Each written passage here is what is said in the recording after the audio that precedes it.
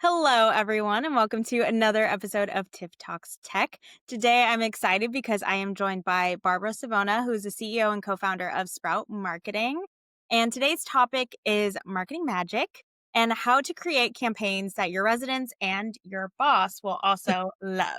So, before we really dive in, Barbara, I would love if you could share a little bit about your background in multifamily and kind of how you got to where you are. Absolutely. And thank you so much for having me. This is a real treat. Yes. So I started out as a leasing professional, just kind of going when it was in college and I just wanted something to, bridge that gap to pay the bills. But I had a kind of an interesting, crazy situation. My manager, I only worked under her for 6 months and she had a major medical emergency. And so she had to leave. And they just asked me if I would be okay for a few weeks to fill in as the property manager. So that turned into a permanent gig. Like I was like, didn't know exactly what I was doing. I was juggling all the things, learning, firsthand how challenging being on site can be.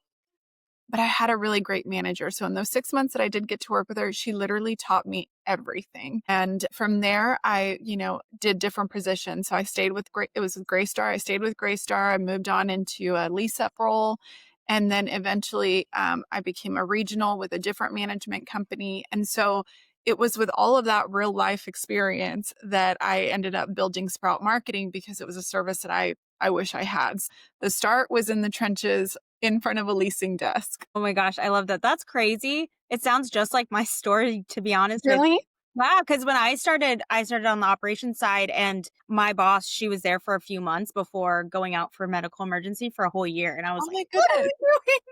I felt like that too. I was so young and I'm like, who thinks that I am like responsible enough for this? But Yeah. I actually it was a small mine was a small community and so it was like 120 residents and I had formed bonds with them. So you kind of get to know them. But it was very cool to accidentally land in an industry where at a young age you can get a lot of experience. Yes, absolutely. I know they always say that you fall into multifamily, but I feel like it all happens for a reason, and then you just Yeah, end up loving it.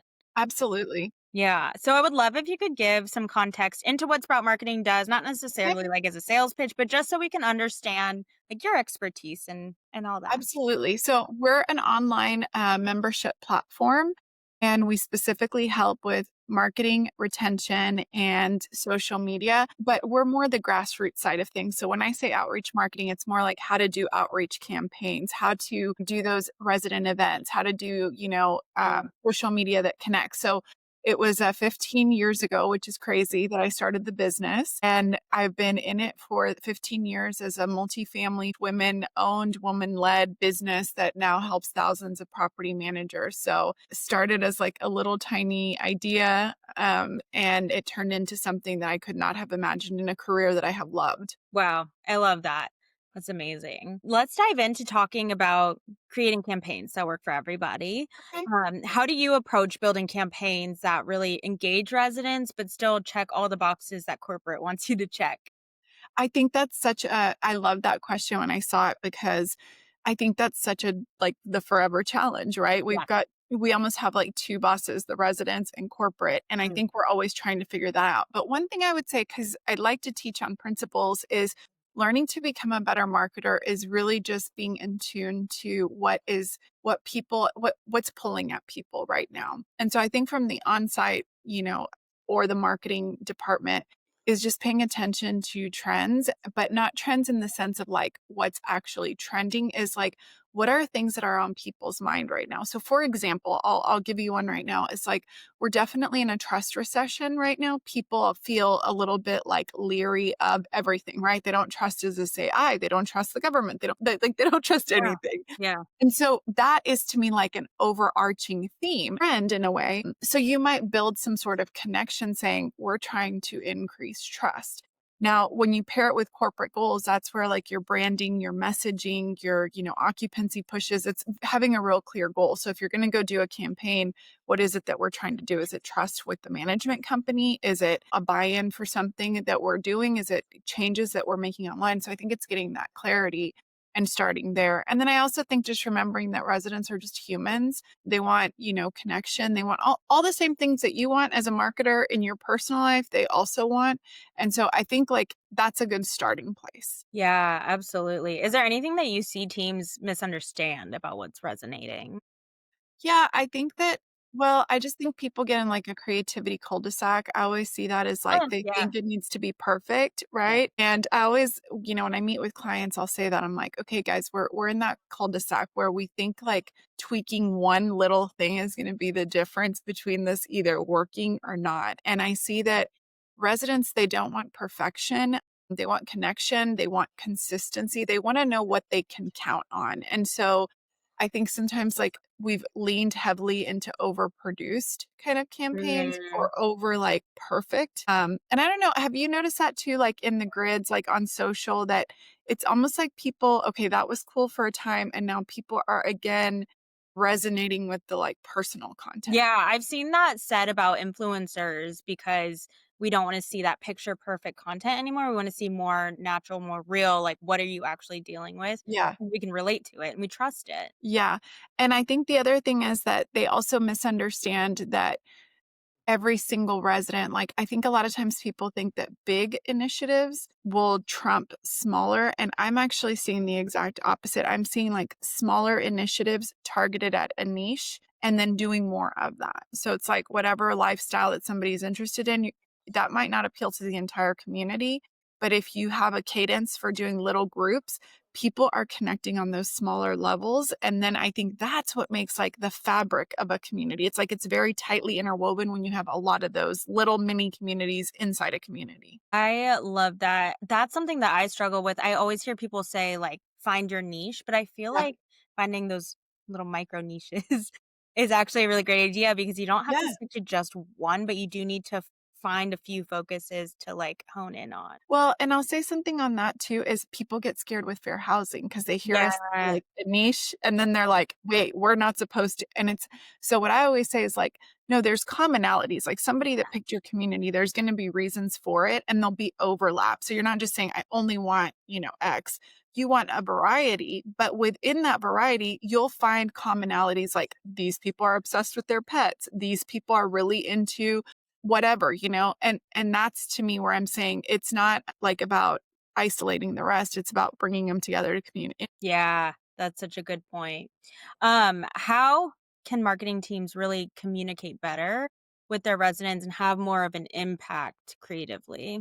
I think it's like really sharing the stories. Like people love people. And I think Mm. that especially in the age of AI, I even watch my own patterns. It's like I'll follow these people that I don't know them. And then they're like, look at what I ran out of in my, like what products I finished using. And I'm like, why is that even important? So people like, the personal connection, Yeah. and I think even whenever you're, sharing like results, like I think marketing sometimes, again, because they have two bosses, sometimes they have a hard time then sharing that because the boss wants like numbers. And so I always say share the story with the numbers. So for example, let's say that you have a resident event and you want to show the efforts and it's not exactly what you wanted. Like the turnout Yeah. was exactly what it was. You might do a write up that is sharing, like, here's what we spent, here's what actually happened, here's who we had show up. But when you pair that with some visuals of a handful of residents that were having really impactful when you also then share with your team, like, hey, in addition to that, we got 3 testimonials while we were there. And then in addition to that, we also heard a couple of complaints about XYZ that we're going to now like really go to bat on because I feel like it's a big thing. So what you do is you're showing corporate, like, it's not meant to solve one pain point. It's a holistic approach. And so you're showing them all the different things that it's impacted. And I think people can get behind that. So they understand impact when you are connecting those metrics with human moments. Yes, and that's something I've been digging into more lately as well. Like, in order to be more strategic and show that what you're doing is working, you really have to show that impact. Yeah. overall. And so I think those are really great ways to be able to do that. Yeah, and sometimes it's like cause and effect. Like you can deduce that, okay, we don't know that specifically this event led to this, but here is what we're seeing. Since we've done events in the last X number, or since we did this campaign in this amount of time, we are now seeing more engagement here, or we're seeing a higher renewal rate here. And so there's that correlation. And I think a lot of leadership now understands that there's so much that you can attribute marketing to. It's not going to be just one direct line. Yeah, absolutely. I want to talk about keeping it fresh because this is something I struggled with when I was on that side of Yeah. things. Like, we had 50 properties and I didn't want to copy and paste the same marketing on every single property. But how do you recommend that people kind of avoid that and keep it fresh across the board? That is such a hard one, right? Yeah. Because, like, that's what we hear managers say to us all the time. They're like, "I just have no, like, creativity left." And I think that, if it is I guess it's who's approaching it. So if it's a marketing department, I do think giving your teams some sort of structure or theme and saying like, "Hey, let's focus on X, like food. Let's focus on building community in a neighborhood type of a, campaign." So I do think giving them a little bit of structure, but I think that the systems do support creativity. So I don't know if you would agree with that. It's like I always feel creativity dies when you're super stressed and you're overwhelmed with, all the things that you need to be doing. And so for me, I have found that, okay, keeping it creative is also managing the expectation of like what somebody can realistically do. And then I think even letting your teams, like one thing I found was most of the teams, they have a lot of creativity somewhere in there, like one of the team Yeah. members, right? Like there's always the one. So what kills that too is when you never take their ideas and run with it. So I Yeah. think it's like asking them, what do you think? Polling the residents, seeing what kind of events people are actually wanting to do. But Yeah. I will say then having some of that plug and play templates, it keeps it consistent. Yeah, absolutely. I feel like that's one of those things that I am, like, learning from my mistakes in that sense Yeah, because we didn't give the properties a lot of autonomy when it came to that, and I wish we would have with parameters, and I think that's such a good call out of, like, let's have this focus, let's do some posts that are testimonials and, like, giving them ideas, yeah. but letting them take that and spin it into their own And creative. that's for me, like, over the years. So, like, when I was a manager, I actually took something that I did there and I brought it into Sprout is I would do themes. So I would do like our theme today is Monday and it's make me smile. And everyone would have to say like what's one thing that they did to make a resident smile. It seemed super small. And then like Tuesdays was pep in our step. So we would do preferred employer outreach. And Wednesday was our wild card. Thursday was drive through Thursday, follow up Friday, and we'd Yeah. switch them up. But I felt like what it did, and the same thing with even social, like I do content categories for myself and also for our members. I think that people, like, if you say, okay, you want to do a testimonial, here's three ideas of how you could do a testimonial. So, for Mm. example, I like testimonials where people have to finish a sentence. So, like, I did it with Sprout recently, and I said to our members, I said, and we paired it with a fun incentive, but I said, finish this sentence. So, it was super, super simple. And it was, because of Sprout, now I can. Mm. I wanted to see like what people had like picked up as a skill set. So even for an event, having something or for, residents, sending them something and telling your team, look, here's three ways that you could get a testimonial. You could do it at an event. You could do it with a video. You could send out an email and ask them to finish the sentence, giving them those ideas. And then, like you said, giving them the freedom to actually execute it, the way that they want to do it. Yeah, sometimes we just need those ideas, like, even I can get stuck, Yeah. and having somebody to spark that is really helpful. How do Yeah. you encourage teams to stay consistent and not kill their creativity in the process? Because there are times where you will get things back and you're like, This is not what it needs to be." I think it's like celebrating the small wins. So when you get that, it's not what it's supposed to be. It's kind of like, okay, let's dig into what piece of it could we like from it, but then Yeah. going further. I also think letting teams start really small. So what I see sometimes happen is we give them too big of a requirement Mm. and then not forgetting what it's like to actually be on site. I mean, I don't know if you find that to be the case too. It's like the other day I walked into a community just to visit a client really quick. And while I was sitting there, I was just immediately reminded of what it's like to be on site and how you're pulled in so many different directions. And it's really bananas. So I think the smaller this consistency, right, is to say, okay, let's make Q1 a goal of doing this. Like, for example, having a grab and go. If we're gonna talk events, or if you want to talk outreach marketing, you can say, let's make Q1 where one day a week you're visiting 5 businesses or something like that. Yeah. Or if you're gonna post on social media, you're gonna do 3 times. You see that they've mastered the consistency, then up the quality, right? So it's like, okay, consistency and quality, and then we can layer on top of that. I see too much right now. Ownership will say, like, hey, I want y'all to post 3 times a day to social. And I'm like, you're That's not a gonna lot. get it's crazy. It's Yeah. like not even realistic, right? Like it's like, Yeah. what else are they supposed to do during the day? So I think it's that. It's basically starting small, celebrating the wins, giving them a clear monthly plan, and then building on them. Yeah, and I also think as part of that, like, thinking what is the goal? Like, are you trying to engage residents? Are you trying to drive new residents? Like, how are you gonna do that? Are you gonna do both? Are you gonna have a mix of content that does that? And Yeah. And what does success look like, right? Like, okay, how will we know if we were successful? yeah, absolutely. So, speaking of that, I do wanna talk about measuring your results. When a campaign is really working, what does that look like? How do we know it's actually working?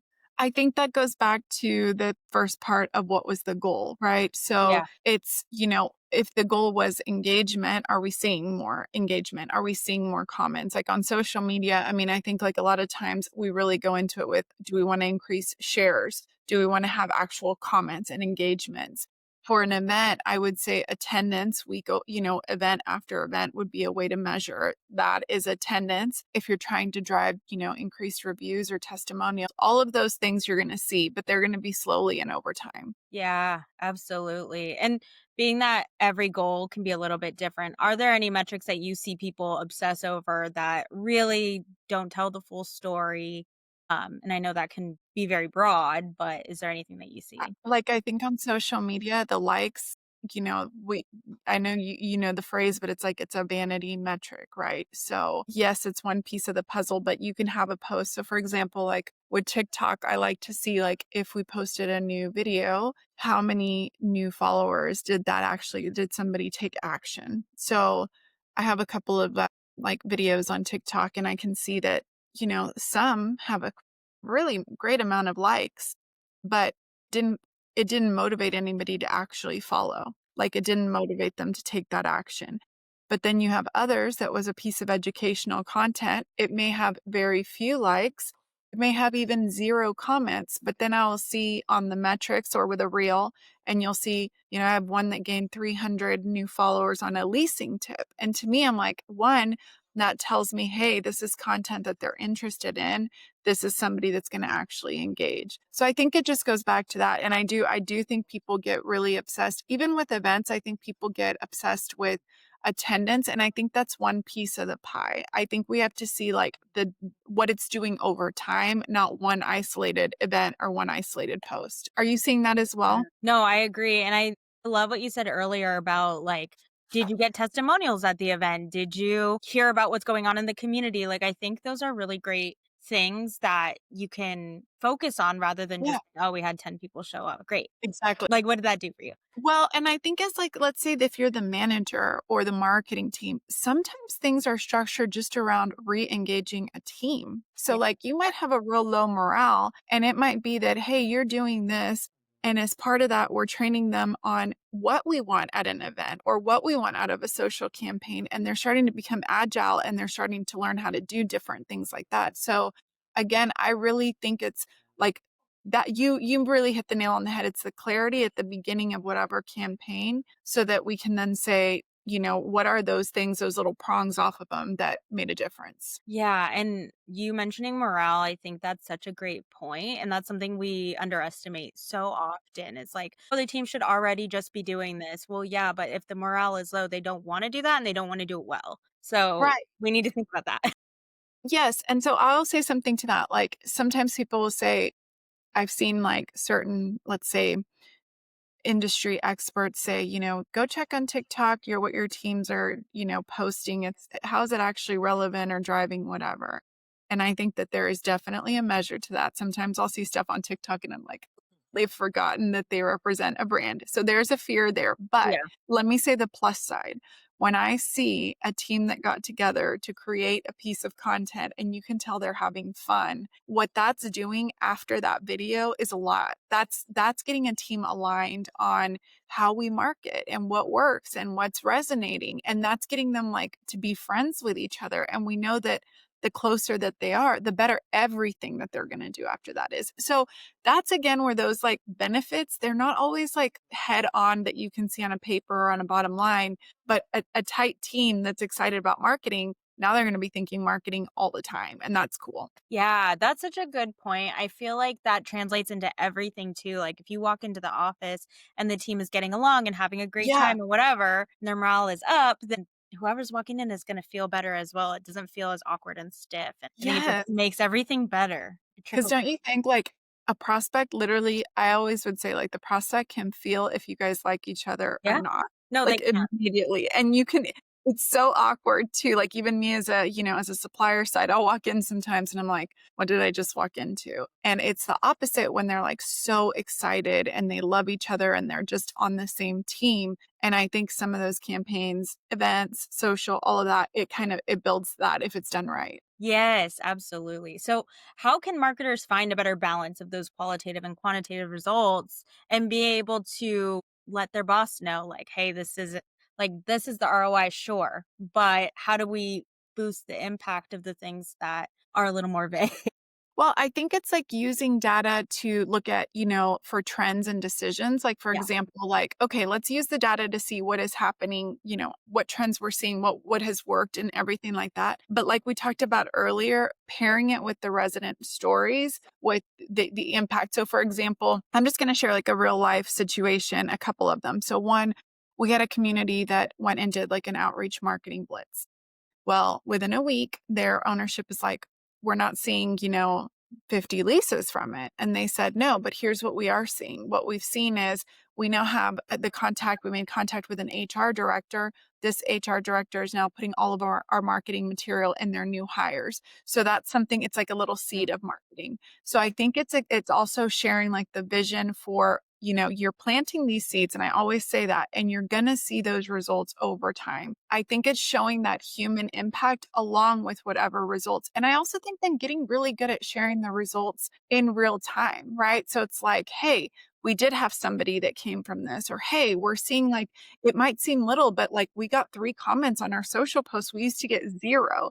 So it's like little by little showing that and then balancing, like you said earlier, those that aren't measurable, but that are felt and that we know are having an impact. Yeah, we do that even as vendors, thinking Yeah, about like when we go to an event, we'll come back and say, okay, where are all the sales that came from that? And it's like right. a lot of times the sale period can be a lot longer and it can be like that in leasing as well. Like you might not lease right away based off that one action, but over time you'll see it's going to pay off. Exactly, and I think that's so thinking kind of like an owner or a supervisor, what are they interested in? Okay, these are their worries, these are their fears. So when you're putting together like I just put together a report for a team that did an outreach campaign. We really listed out, okay, these are the number of locations that we went to. These were the number of actual people that we spoke to that were looking for an apartment. These were the cross promotion opportunities that we uncovered, and these are the next steps that we're going to do. And then showing the photos of us doing it. Same thing with social. Here's what we've been doing month over month. Here's the engagement that we're starting to see. Here's the shares. Here's the reach, that type of thing. And I just think it's like over communicating, but also selling what the actions are telling you. What little behavior is telling you that you're now seeing translate into other areas. I think that makes it so much more digestible as well instead of just giving them a number of like, okay, here's how many events, here's how many blah blah blah. Like, just a Yeah. bunch of numbers that are going to get overwhelmed, but driving in on the impact is Yeah. going to make the difference. Absolutely, and I think, like, don't either neglect like, for example, one person in one of these campaigns said, "We had no idea that was an apartment community. We didn't know you were there. We've been in this neighborhood for years and years." It was a fellow business.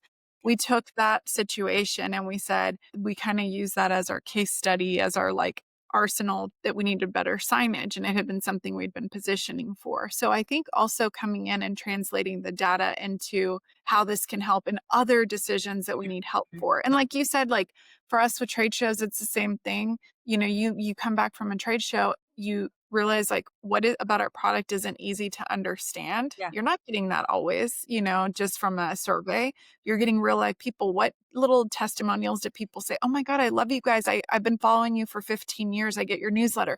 Those little things help you say, okay, like this is valuable. Yeah, absolutely. So I want to switch gears a little bit and talk about looking ahead to the future.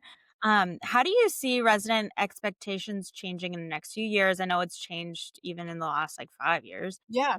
when it comes to marketing and community engagement. Well, I'm going to say something that probably is going to be a little unpopular. I just think with everything that we're going towards with I think people are going to crave the exact opposite. Mm. Like, I think they're going to be craving the people again. And I think that a little bit of more personalization, I think people will have more of an appetite for connection and real experiences.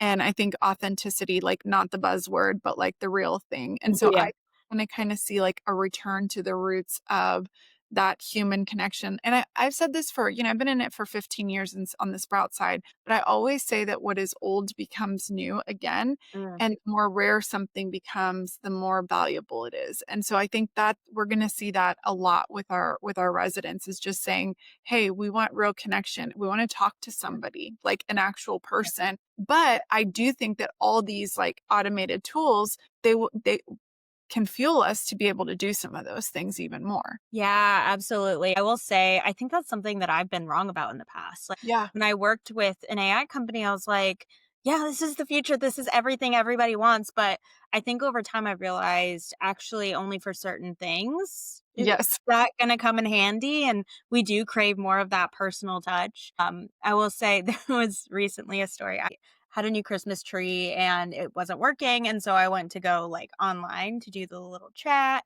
to see if they could give me a new one. And it was just a robot. And it was like giving me the same answer over and over. Yeah. This is awful. So then I decided to call and that was also AI and it was like not giving me a human. I was getting so mad.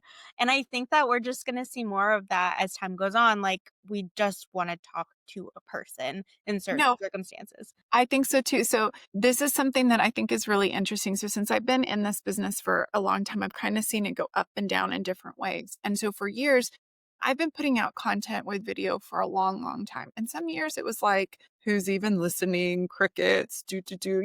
How it goes into the ether and you're like, is it even?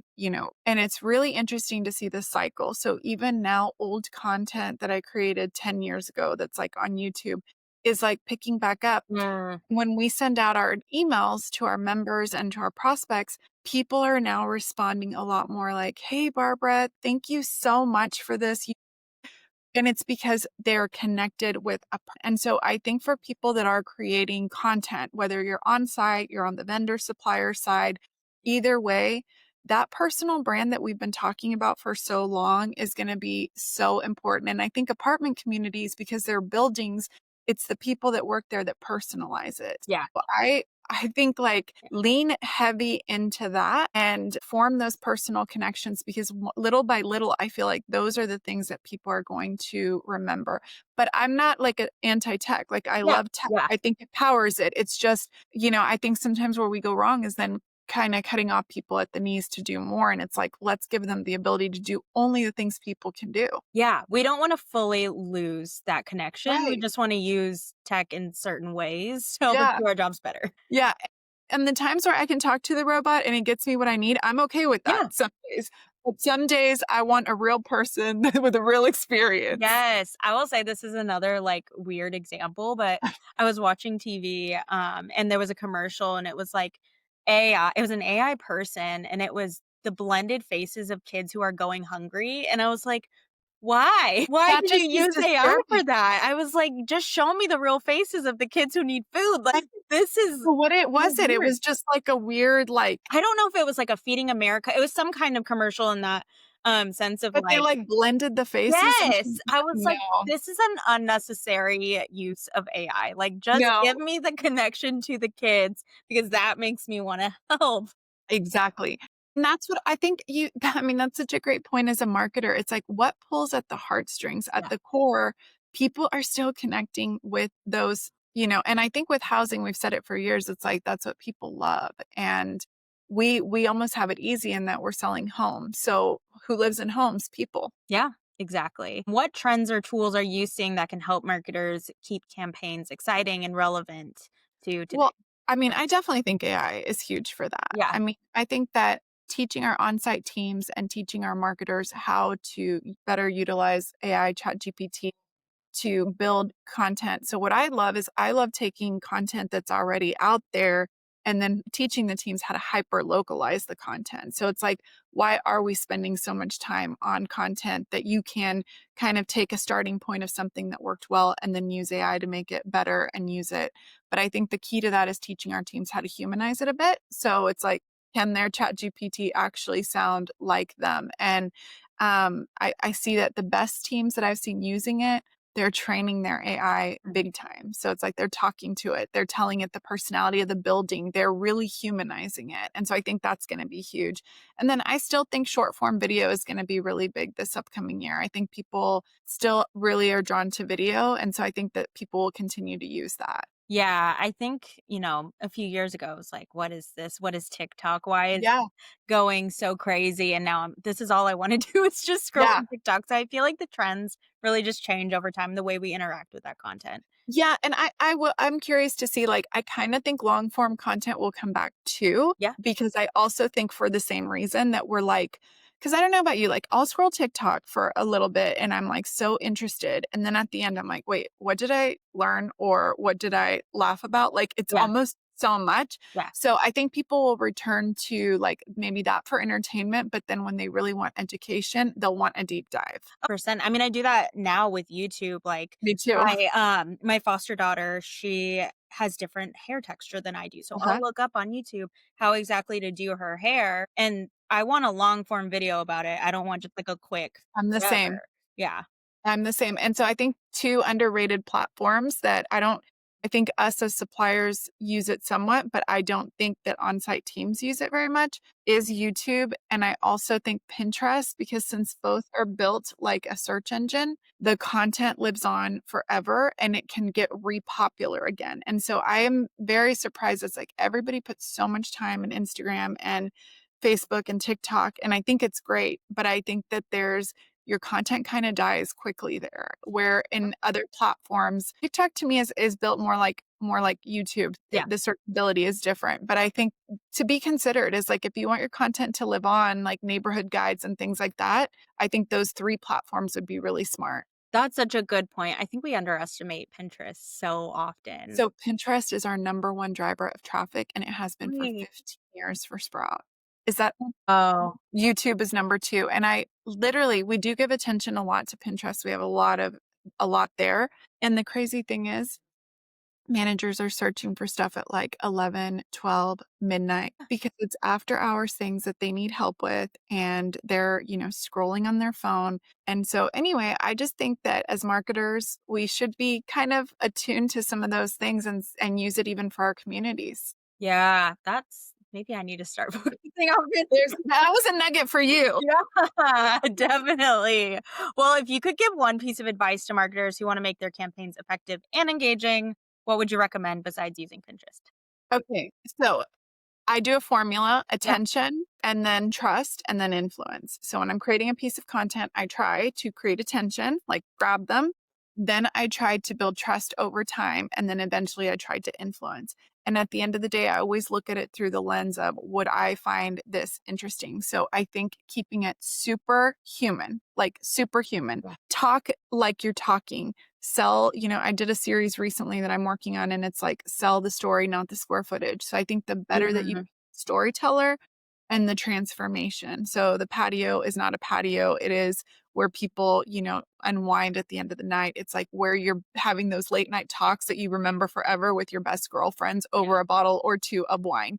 That's what a good marketer does is like they take you there quickly. And so I think mastering and don't use AI for everything. Like Yeah. feed it your ideas, but like the tagline has to like catch you in the gut where you're like, "Oh, yes, I get that." Yeah, that's a great point. I think this just kind of popped in my head, but how far in advance is too far for planning and making it feel more stiff? Like how often do you plan your content? I go through that back and forth. So I think for the apartment communities, I do think they could have a longer period because there's not that much that's changing, Yeah. right? Yeah. So it's like the only thing is like trending audio does make a huge difference. And so I do think like sometimes, but I feel for apartment communities specifically, they could do a lot of B-roll and then just use it when with the right trending audio. As a supplier, I try not to get too far ahead. I have my themes planned out like monthly and, my big buckets, but like I don't record more than 2 weeks in advance Mm. unless it's like for me evergreen content. So like for example, last week I recorded like 50 evergreen videos that are going to go on YouTube, TikTok, Pinterest, and they will go on Instagram, but they're principle based. So Mhm. none of that will go out of style. Like what we talked about right now, attention, trust, influence, that will be a pillar for me. So I think if you're teaching like educational things, even for your apartment community, like if you know that there's a park that's not going to be moving really anytime soon and you Yeah. want to go do a tour of it, that's foundational content. So I think you could plan that far in ahead. But I always tell my managers, and we do it at Sprout, is daily keep a pulse. Like something happens in the world and you're posting about something really ridiculous, it can seem super tone deaf. So I think like, yeah, post stuff, have it scheduled, but still be looking at things daily so that you're not caught like looking like you don't have any care for what's actually happening in the world. Well, that's a great point, and also gonna take that nugget. Yeah. Where I plan, like, really far in advance, but then I have the same thought, like, "Oh, this audio is no longer trending Yeah. anymore," and, like yeah, that's a good tip. And I'll just save that. So for me, like I'll save all that in a B-roll folder in my phone. And even if the audio doesn't work, then I'll use different audio. So I repurpose a ton of content as well. And I think that especially just because you never know what's gonna land. Yeah. So that's something else I would say is like if something does land, then repurpose it. Like if you did it as a reel, do it as a carousel. It's Yeah. like the same content, but just 2 months later, if it's still good content. Yeah, absolutely, I love that. Well, I have a bonus question that I ask Okay. everybody. Is there a tech tool that you're loving and making your life easier right now? It does not have to be related to this topic, but just for you personally. Ooh, okay. So let me think what my favorite one is because I have a few different ones. So I use like a little techie fasting tool when I'm trying to do like when I'm trying. It's not super complicated. It's just called Zero, but there's something about like you build layers on your fast and then you like collect bonus points and things like that, and you can share it Cool. with your community if you're into fasting. Let me think what else. I feel like there's nothing that I'm like obsessed with. What's That's a yours? great one. I haven't actually ever heard that one. I don't know, I feel like I go through so many. Are you just, like, completely, like, always trying new things I am. in I the love tech space? hearing from the guests, like, what they like to use because I'm finding so many new things like that. So I think that's really helpful. Yeah. No, I was looking at my phone, I'm like, I have a few ones, but a lot of it is for, like, my hobbies. So, like, I'm a plant person, I'm a big Ooh. gardener, Yeah.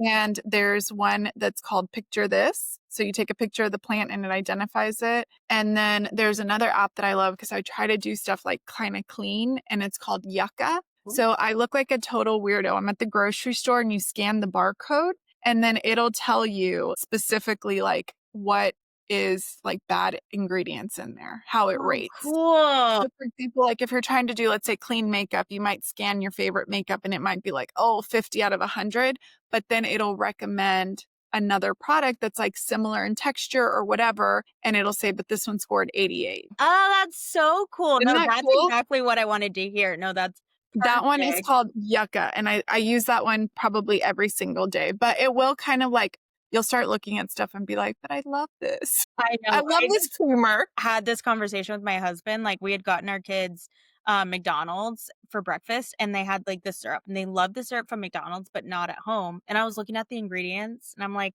"There's actually not that many ingredients on this That's syrup," and then I looked at our bottle, and there was about 15, and I was like, "Maybe the McDonald's syrup is actually, like, not that I'm bad." telling you, I like, some of the things that were surprising is, like, products that I'd bought that were organic, Yeah. had so many things in there that were like, yeah, they're organic, but they're not the best, and there were other products that were, like, half the price that had, like, 2 ingredients, and so it's kind of been fun for that Mm. too. Yeah, totally. I used to do that with my gluten-free stuff too when I was eating Yeah. gluten-free, like, they would add extra sugar, and it was, like, not that much healthier Yes. too. Yeah. I know. I feel like these tools, they just make our life like so much easier. But then sometimes I'm like, I want to live in ignorance. I don't want to. I know, exactly. Well, thank you so much for joining me. This has been such a great conversation. Where can people find you and connect with you? Thank you, Tiffany. It's been so good. So I spend a lot of time on Instagram and TikTok at Sprout Marketing. And I have my own podcast, The Multifamily Mix. And then they can check us out at watchyourbusinesssprout.com. So yeah, any of those places, connect with me. Amazing. Well, thank you so much. And I can't wait for people to tune in. Thanks, Tiffany. Talk to you soon. Thank you.